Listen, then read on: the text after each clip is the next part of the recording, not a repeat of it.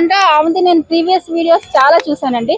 Previous వీడియోలో ఆమె ఎప్పుడు కూడా మీరు కూడా ఓపెన్ చేసి చూడండి యూట్యూబ్ అదంతా, ఏ రోజు కూడా పబ్లిక్ కోసం ఇలా ఇబ్బందులు పడుతున్నారు, రోడ్స్ డ్యామేజ్ అయినాయి అని ఇబ్బందులు పడుతున్నారు, చిన్నపిల్లల మీద మానభంగాలు జరుగుతున్నాయి, హత్యలు జరుగుతున్నాయి, వాటి గురించి ఎప్పుడు రియాక్ట్ కాలేదు. చిన్నపిల్లలు కుక్కలు బీక్తున్నాయి అని రియాక్ట్ కాలేదు.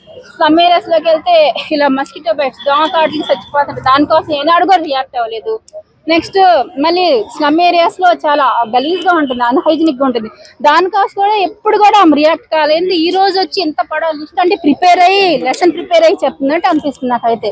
తనకి డాగ్స్ మీద అంతే ఇంట్రెస్ట్ ఉంటే కనుక తన సొంత డబ్బులతో సొంత ప్రాపర్టీస్ ఉన్నాయి కదా, ఆస్తిపాస్తులు అన్ని అమ్మేసుకుని డాగ్స్ కి సపరేట్ గా సొంత డబ్బులతో షెల్టర్ కట్టించుకోమనండి, ఫ్రీ హౌస్ పెట్స్ క్లినిక్ పెట్టుకోవచ్చు, ఓకేనా, డాగ్స్ కి హాస్టల్ పెట్టుకోవచ్చు, రిహాబిలేషన్ సెంటర్స్ పెట్టుకోవచ్చు, అవన్నీ పెట్టుకోవచ్చు కదా, ఫ్రీ సర్వీస్ చేసుకోవచ్చు. ఆమెకి డాగ్ అంత పెట్లవరే అయితే మనీతో అంటే ఫ్రీగా వచ్చిన మాట, చంపొద్దని ఫ్రీగా వచ్చే మాట, దానివల్ల సామాన్య ప్రజలు ఎంత ఇబ్బంది పడుతున్నారు అవి తెలుసుకోవాలి.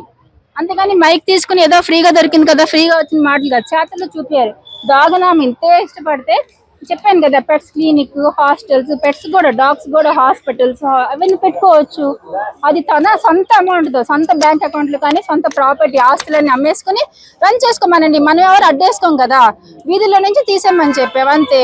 అంతే ఇక్కడ నుంచి ఆమె కోసం ఒక పోస్టర్లు తెచ్చాను చూడండి, ఫ్రీ సర్వీసెస్ రేణుదేశ గారు. బ్యాడ్ కావు మంచియే, బ్యాడ్ కాదు ఓకే.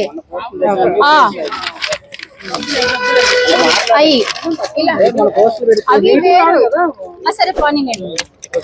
ఇలాంటి ఫ్రీగా అమ్మ రిహాబిలేషన్ సెంటర్స్ ఓకే వదిలేసండి.